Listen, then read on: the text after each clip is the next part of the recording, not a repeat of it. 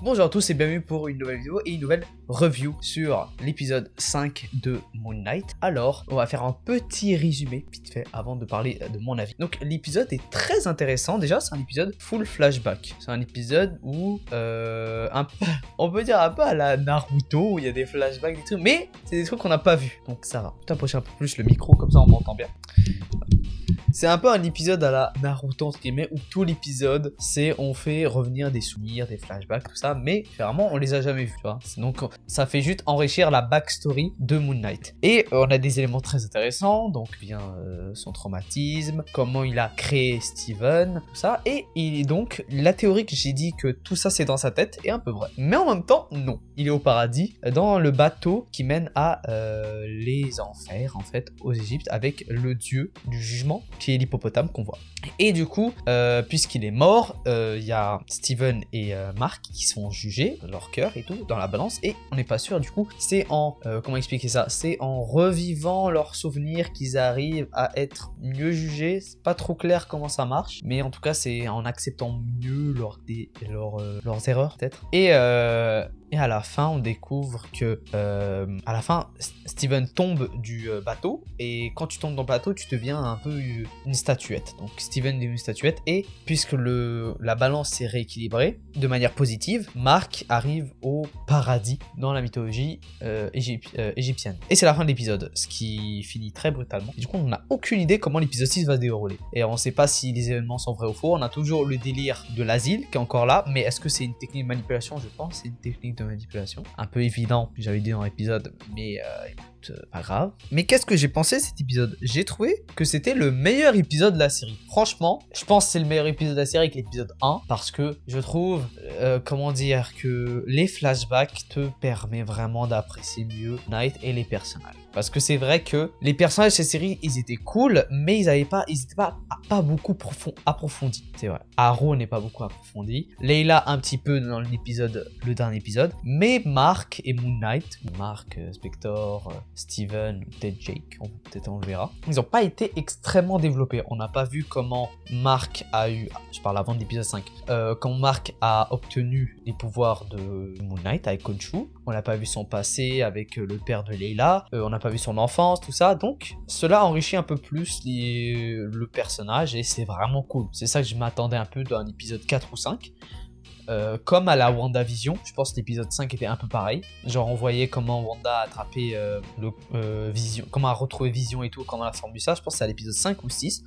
5 ou 4 plutôt, que je sais pas. Mais après, j'aime beaucoup cette série pour une raison. Déjà parce que là il reste un épisode, je vais vous donner un petit peu mon avis de la série. Déjà, il n'y a aucune référence à une série Marvel ou un film Marvel. Et ça j'aime bien parce qu'il est dans sa propre bulle. C'est ce que je m'attendais, c'est que moi j'aime bien les séries, les films, séries Marvel qui restent dans sa bulle mais qui sont toujours connectés. Genre dans leur bulle mais il y a un lien.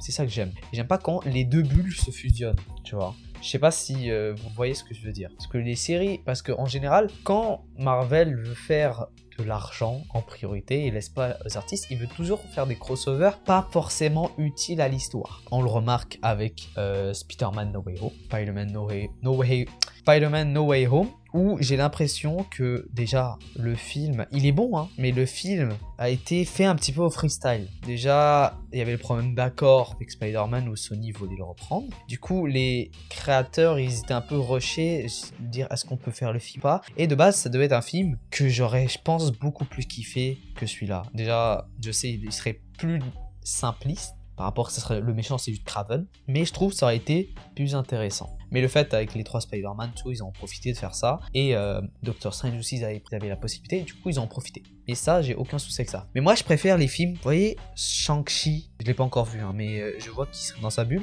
Mais tu vois, tout ce qui est Shang-Chi, Eternals, à l'époque, Ant-Man un petit peu, même si Ant-Man je suis pas fan, mais ou bien encore mieux Gardien Galaxy, tu vois, ces films-là, je les aime parce qu'ils sont dans le Marvel, mais t'as pas une énorme référence au Marvel, tu vois, ça reste leur histoire. Et Moon Knight fait partie de ce cas-là et j'aime beaucoup parce que oui, c'est dans sa bulle, mais contrairement à Ant-Man, c'est bien fait et bien écrit, et quand même bien écrit et cool, tout simplement. Donc, et j'aime beaucoup l'acteur. Finalement, moi, j'aurais rêvé d'avoir Daniel Radcliffe en Moon Knight. Je trouve qu'il aurait bien passé. Donc, si vous savez pas, l'acteur d'Harry Potter, j'aurais j'aurais aimé qu'il aurait fait Moon Knight. Genre, j'avais entendu une rumeur comme quoi il était en discussion pour faire, mais il a pas été retenu. J'ai le seum, mais je trouve l'acteur qui joue Knight est très bon et arrive bien à switch d'émotion très rapidement, à jouer avec lui-même, parce que c'est ça la moitié de l'épisode, c'est qu'il joue avec lui-même et avec un comment ça s'appelle, un truc en CGI devant lui. Donc il arrive vraiment à bien gérer ça et je trouve que c'est un bon choix d'acteur. Vraiment, il a très bien joué son rôle. Même si j'aurais aimé Daniel Radcliffe. Mais bon, ça c'est mon petit caprice de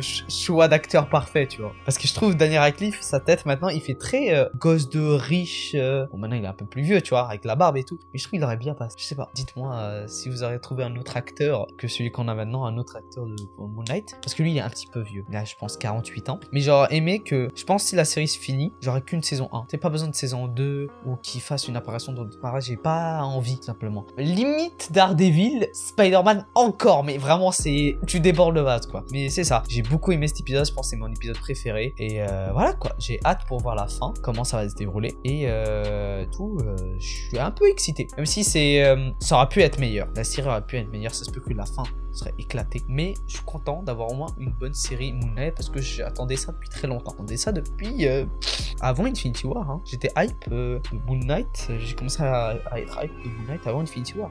Ouais. Donc ça sera tout pour la review.